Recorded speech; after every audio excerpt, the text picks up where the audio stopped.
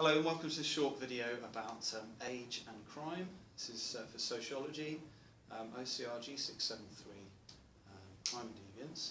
And we're looking at an essay question, outline and assess sociological explanations of age patterns or age and crime patterns. Okay, and so in looking at patterns of crime in terms of age, we want to define the key words. We want to refer to the patterns and trends, and we want to refer to the views in the debate. Okay, so we're going to do that first in the introduction. So we're going to define keywords. Alina, can you think of a way of defining age?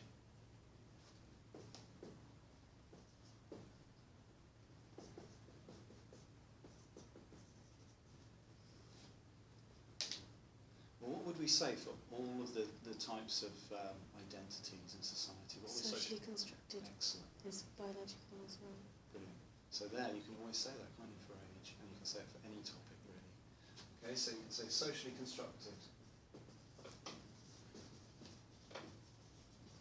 Okay, so always think of that. It's good, isn't it? Okay. Patterns and trends. What can we say about patterns and trends for age and crime? Youth are more likely to commit crime. Good. Okay, so we've got youth more likely to commit crime. What about middle-aged or older people? Are they likely to commit different types of crime? And young people as well? What types of crime?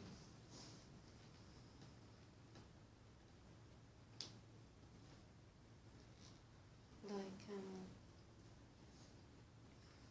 white-collar crimes. Yes, good. Yes. So if we keep going over that, what have we got? We've got an answer, haven't we? So just keep building your confidence with that, because you've got the right answer straight away. Perfect. Yeah? You didn't give a wrong answer, did you?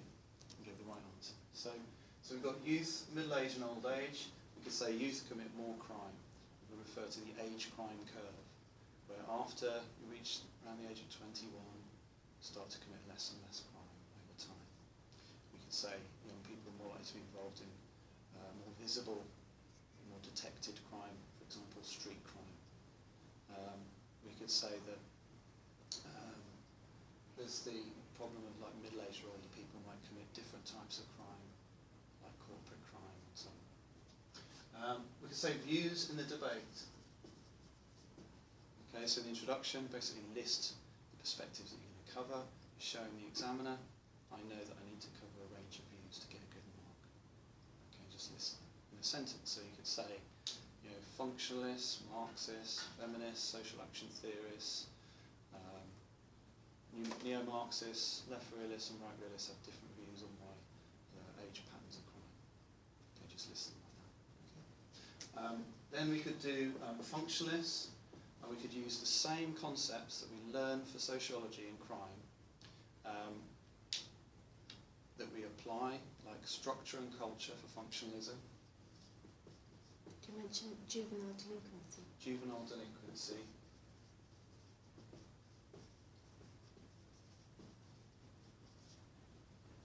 Okay, so we're mentioning structure, society, status, young, working class males from low income backgrounds, culture, the goals of society, young people in education who want to achieve the American dream.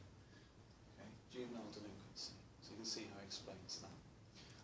We can refer to the issue of transition, because young people are making this transition from youth to adulthood. That involves being independent, being successful and wealthy and so on, having an adult role, work. So, career. So those kinds of issues create problems for young people from certain backgrounds, working class especially, struggling with that transition, especially into a middle class career or lifestyle. So that explains young people as well. It's partly to do with class. We can evaluate that view.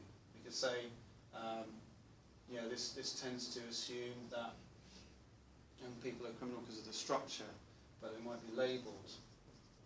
And so The interactionists might say that this is unfair labelling of young people. The functionalists are taking the official statistics on face value, and they ignore how young people are labelled. So it may not be to do with the structure and culture of society, it may be to do with meanings and definitions, and the actual statistics themselves are flawed. We could go into Marxists next. We could refer to material deprivation and capitalism. What do you think that has to do with young people?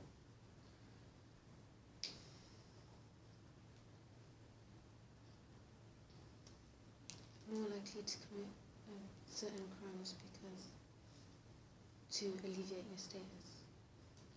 Right, so again, there's this issue of status. Would you mention the illegitimate opportunity structure? Well, that is part of functionalism, status, because it's to do with structure. You can still do it for Marxism, okay, it's the same thing really. It's just a different explanation of why there's a status system, how it's good or bad. So, status, okay, opportunity structures, definitely part of the functionalist bit, Cloward and Olin, Merton, in different responses to anomie. So these issues affect young people because of the opportunities in their area which are affected by the fact that they're trying to achieve status. This is difficult for younger people who are less powerful when they're young. So, we could say with the Marxists, status is an issue for young people because they're exploited in the labour market or in capitalism. Young people are part of this reserve army of labour. That means cheap, easy to hire, easy to fire. So for example, 0 hours contracts, for example, temp contracts. Young people working non-unionised, temporary, short-term work. They're exploited, they commit crime because of material deprivation and poverty. Okay? How could you criticise that? Can you think of a way of criticising that view?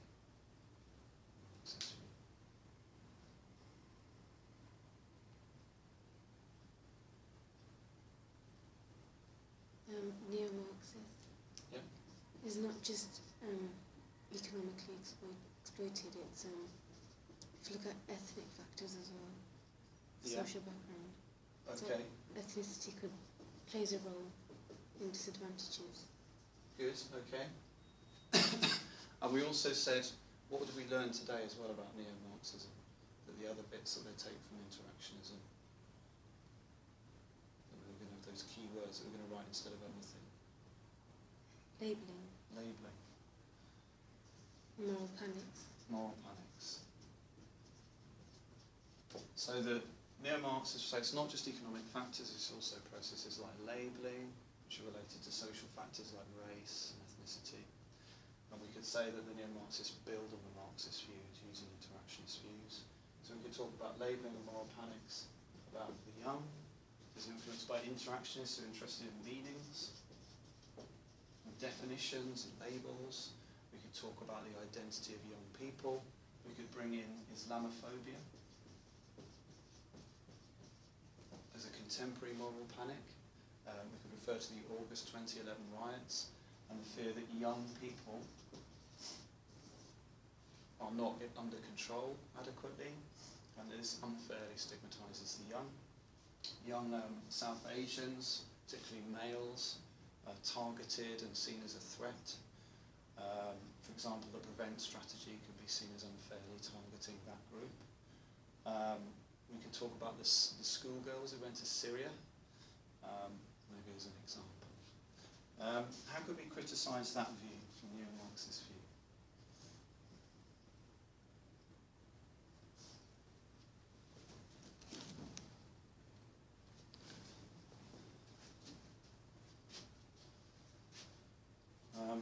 Well, I'd like to add something to neo-Marxism before I evaluate it. I always forget to add it for some reason.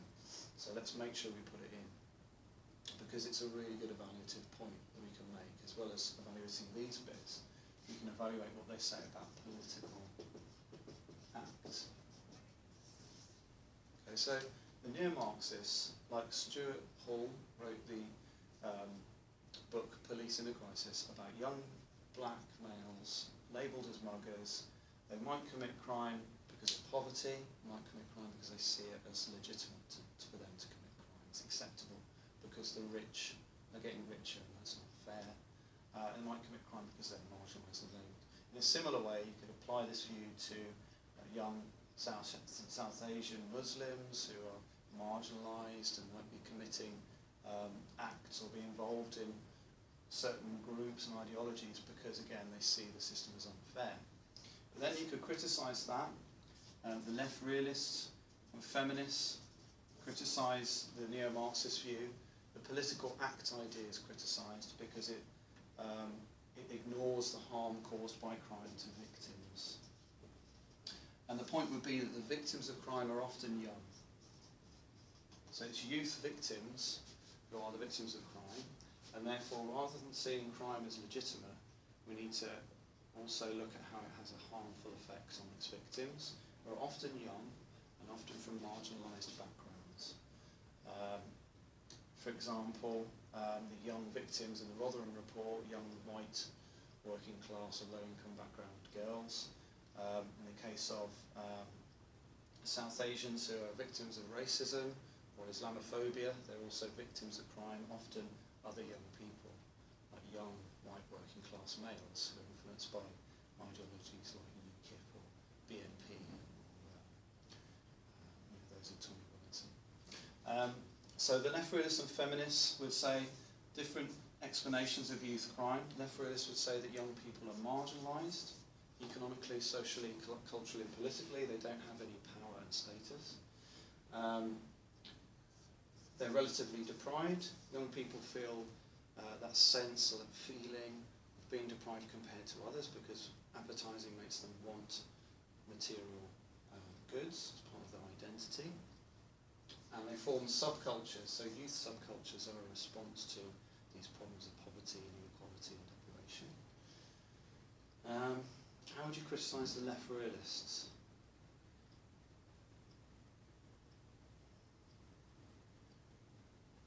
If you get an essay on left realism, you have to do that. So how could you criticise them?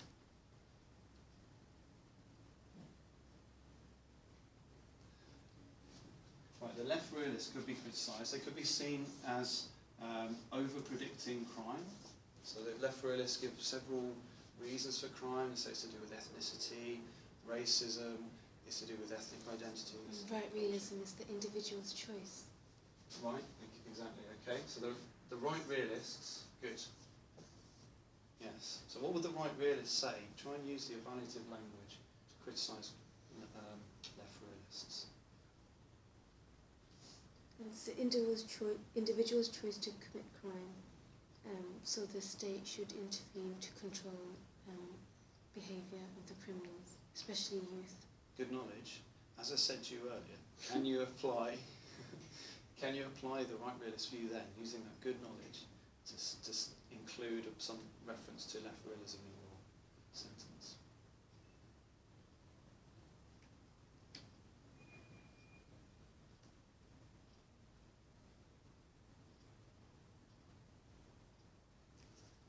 You could look at this sentence here as an example.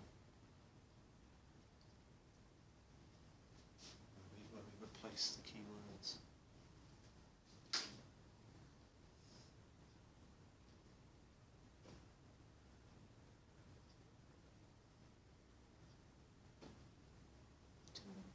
Okay, well you said that the right realists think the individual is responsible and makes choices when it comes to crime, yes?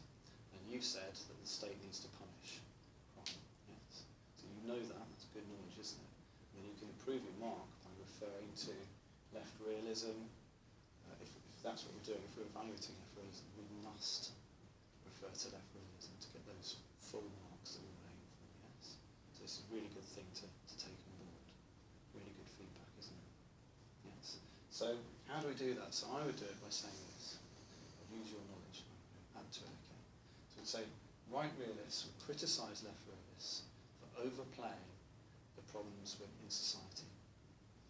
Okay, problems of racism, ethnic identities and culture, poverty, inequality, material deprivation, relative deprivation, marginalisation. So the right realists would say left realists overplay social problems disadvantages, and they underplay individual responsibility for choices that they make. Young people are responsible for making choices. They make choices about how to behave, which group to spend time with, and ultimately the group that they choose to spend time with in education or in the street will affect their behaviour. So if they make a choice to spend time with a bad group, they're going to be more involved in criminality or deviance. And therefore we need to control the choices that people make through punishment by the state, for example, imprisonment and so on. To send a clear message, as David Cameron did after the August 2011 riots, we've got a broken society, a society of rights without responsibilities, young people, are running wild. We need to return back to a more structured society in which we control behaviour, even to the extent of making sure that off licences don't sell underage, to underage people drinks and alcohol, because this just is part of the thin end of the wedge. Small scale problems, or the small scale lack of control, allows for people to develop a more criminal career, and that's what we need to control. Does that make sense? So the right realist view is therefore about choices. It emphasises the fact that young people have been given too much freedom, and we need to return to a more traditional society where young people are controlled and obedient, encouraged to be obedient to authority. Okay, so does that make sense? So I think we've covered all the perspectives, have we? Of feminism. How would the feminists explain age and young males committing crime?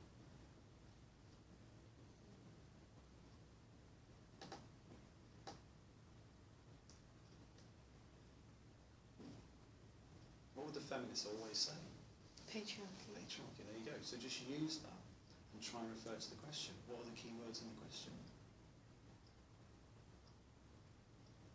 It's a question about age. So you just got to take patriarchy, or take age, and write a sentence. And just answer the question. Okay, that's what you've got to do. Don't overthink it. Just keep it simple, okay? So you know patriarchy, don't you? So feminists would argue that patriarchy is the issue. Young people commit crime because of patriarchy. For example, young men committing gang rape or sexual assault, it's to do with patriarchy. It is an age-related issue, but the key issue is that young males are less controlled than young females. Young females fear being labelled as bad. Young males are given more freedom, they're socialised to be aggressive. This explains why they commit crime. So it's to do with youth identities, like the young people we see in the media, who are male and female, and how they're portraying a sense of femininity and masculinity for young people. And therefore we need to change the way in which the media portrays these groups. So overall, in your conclusion, what are you going to try to do? What should the conclusion be doing? How much age is a relevant factor in crime? Could be, yeah. Yeah. Does the question say compare age to other factors? It doesn't, but in your critical discussion, you're making reference to the fact that class and ethnicity are also factors. So your conclusion can use that point. That's a very good point. So could you mention postmodernism's intersectionality? Excellent. Yes. So that's a really good point to end with, is to say that there are many factors which explain age and crime. Perhaps the most realistic perspective is left realism, which doesn't only consider individuals but also the society and the context in which they live. Postmodernists would refer to intersectionality, the way in which class, age, gender and ethnicity combine simultaneously to explain behaviour. Okay, so you have to consider the way in which all of those factors have an impact on how we behave, and therefore youth crime must be explained in terms of age but also class, gender, ethnicity and place where people live. Because young people are in spaces and cities where they're densely populated. There's likely to be a sense of resentment towards older people, and that can also explain youth crime. That can also explain why older people commit crime in terms of corporate crime, where they feel resentful of young people living off benefits. In that sense, relative deprivation can affect everyone from the young to the old. I hope this has been helpful. If you have any questions, email Daniel_Butcher@hotmail.co.uk. 20 minutes.